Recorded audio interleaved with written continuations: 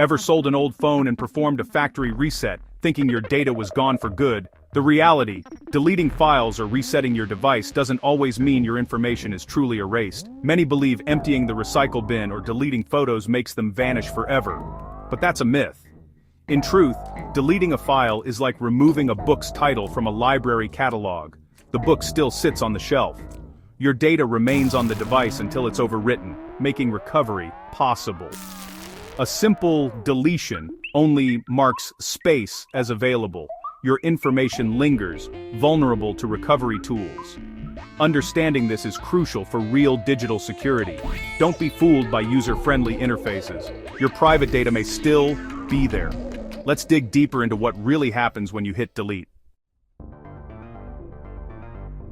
Deleting a file just removes its pointer. The data itself stays on your device until it's overwritten. That's why recovery software can often bring back deleted files. A factory reset is more drastic, aiming to wipe all user data and settings. On older devices, resets often just delete pointers, leaving data recoverable. Modern phones, however, use full disk encryption by default.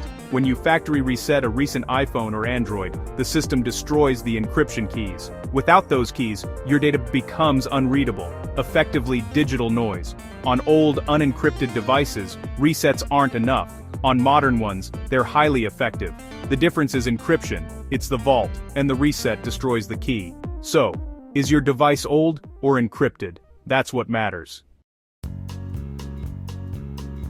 Digital forensics can recover deleted files if they haven't been overwritten. Think texts, photos, call logs. But if your device is encrypted and you've performed a factory reset, recovery becomes impossible. Destroying the encryption key turns your data into indecipherable code. No expert can recover files without that key. However, data might still exist elsewhere, like cloud backups or SD cards. Investigators may check these sources if the device itself is wiped. But on a properly reset, encrypted phone, your personal data is gone for good.